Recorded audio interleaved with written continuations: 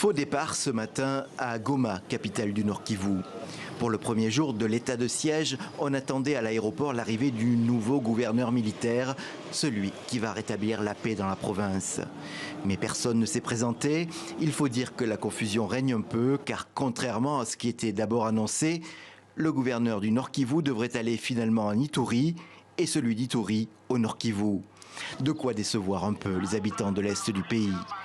Quand ça commence avec des rendez-vous manqués comme ça n'inspire pas confiance en fait.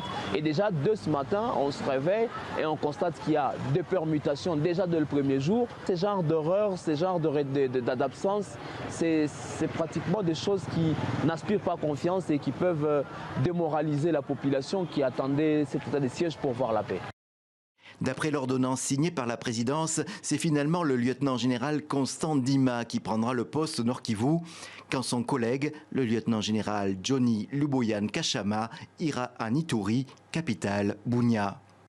Il faut dire que les deux hommes ont des antécédents gênants.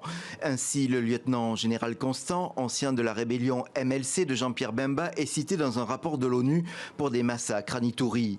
Quant au général Nkashama, c'est un ancien de la rébellion du RCD Goma qui a un temps administré cette province. Des hommes qui ont donc un passé, comme le regrettent certains mouvements citoyens. Est-ce que dans l'armée congolaise, n'y a-t-il pas des officiers qui ne sont pas issus des brassages et mixages?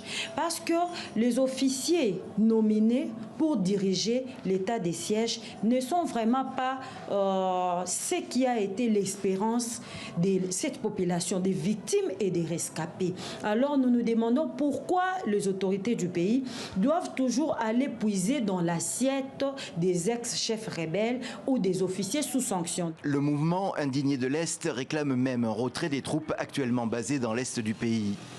Celles-ci n'ont pas fait leurs preuves sur le terrain et pour certaines sont dénoncées pour des atteintes aux droits de l'homme ou des trafics illégaux.